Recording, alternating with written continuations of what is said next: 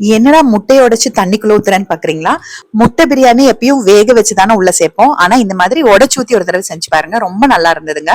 முட்டையும் சரி அரிசியும் சரி சூப்பரா வெந்திருந்தது. இன்னைக்கு 2 டம்ளர் அளவுக்கு சீரக சம்பா அரிசி எடுத்திருக்கேன். இது 3 பேர் ஒரு நேரத்துக்கு சாப்பிடலாம். ஒரு அரை மணி நேரம் கண்டிப்பா ஊறணுங்க, அப்பதான் அரிசி சாஃப்டா வேகும். தாளிக்கிறதுக்கு பாத்தீங்கன்னா கைப்பிடி அளவுக்கு புதினா எடுத்து வச்சிருக்கேன், 2 பெரிய வெங்காயம், 1 தக்காளி மீடியம் சைஸ் எடுத்திருக்கேன், 2 பச்சை மிளகாய். இது கரெக்டா இருக்கும் 2 டம்ளர் அரிசிக்கு. இப்ப பிரியாணி தாளிக்கிறதுக்கு குக்கர்ல ஒரு 5 ஸ்பூன் அளவுக்கு எண்ணெய் ஊத்திக்கலாம். கடலெண்ணெய் அல்லது சன்ஃபிளவர் ஆயில் எடுத்துக்கோங்க. இப்ப எண்ணெய் சூடானதுமே வெங்காயமும் பச்சை மிளகாவும் சேர்க்கிறேன்.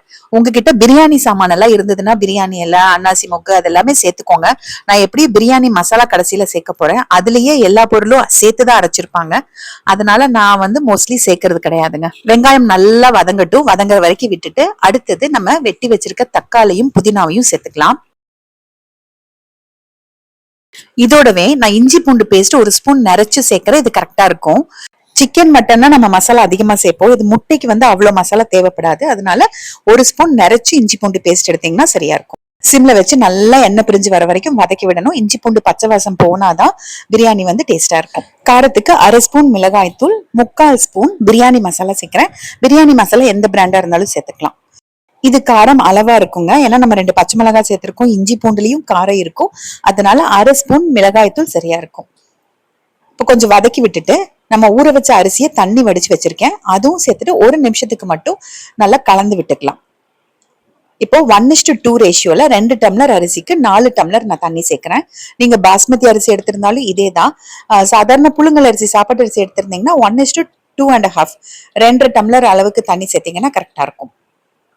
நல்லா கலந்து விட்டுக்கோங்க. உங்களுக்கு வெஜிடபிள்ஸ் வேணும்னா நீங்க கேரட் பீன்ஸ் கூட கொஞ்சம் சேர்த்துக்கலாம். தக்காளி வெங்காயம் வதக்கும் போது கேரட் பீன்ஸ் சேர்த்து கூட வதக்கிக்கலாம். ஒரு ஸ்பூன் அளவுக்கு கல்லுப்பும் சேர்த்துட்டு நல்லா கலந்து விட்டுட்டு தண்ணி கொதி வர வரைக்கும் விடுங்க. தண்ணி கொதி வந்ததுக்கு அப்புறமா 4 முட்டை நான் நேரடியா அதுலயே உடைச்சு ஊத்துறேன். நீங்க கவலையே பட வேண்டாம், இது கொதிக்குது தண்ணி அதனால ஃபுல்லா பிரிஞ்சு வந்துருமா அப்படின்ட்டு கவலைப்பட வேண்டியதில்லை. அப்படியே பிரிஞ்சு வந்தாலும் என்னங்க, முட்டை பிரியாணி தானே, நல்லாதான் இருக்கும். 2 பர்னர் இல்லைன்னா 3 பர்னர் இருக்கிற அடுப்புல ஒண்ணு ஃபிளேம் அதிகமா இருக்கும், ரெண்டாவது கொஞ்சம் மீடியமா இருக்கும் பாருங்க, அந்த அடுப்புல வச்சிருக்கேன். அந்த அடுப்புல ஹை ஃபிளேம்ல வச்சிருக்கேன். நீங்க எந்த பர்னர்ல வேணாலும் வச்சுக்கலாம். ஹை ஃபிளேம் பர்னர்ல வச்சீங்கன்னா ஆவி டக்குன்னு வந்துடும். ஒரு சிலர் இதையும் கேக்குறாங்க கமெண்ட்ல, அதுக்காக தான் எக்ஸ்பிளைன் பண்ணேன்.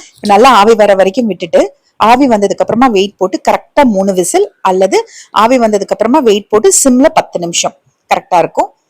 இப்ப விசில் இறங்கினதுக்கு அப்புறமா திறந்து பாக்குறேன். நான் விசில் தான் விட்டேன், 3 விசில் விட்டேன். எனக்கு முட்டை கரையவே இல்லை, அவ்வளவு அழகா வெந்திருக்கு.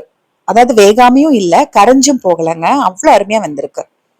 கொத்தமல்லி தலை தூவிட்டு கலந்துட்டு அப்படியே சர்வ் பண்ண வேண்டியதுதான். வேணும்னா 2 ஸ்பூன் நெய்யில முந்திரி வறுத்து மேல சேர்த்துட்டீங்கன்னா நல்லா இருக்கும். அது எல்லாமே நம்ம விருப்பம் தான். நீங்க நார்மலா பிரியாணி பண்ற மாதிரியே தான் வேக வச்சு முட்டையை சேர்க்காம தண்ணி ஊத்தி கொதிக்க வச்சுட்டு முட்டை உடைச்சு ஊத்திட்டு பண்ணீங்க அப்படின்னா அந்த முட்டையிலயும் அந்த மசாலா எல்லாம் ஏறி நல்லா இருக்குங்க சாப்பிடுறதுக்கு.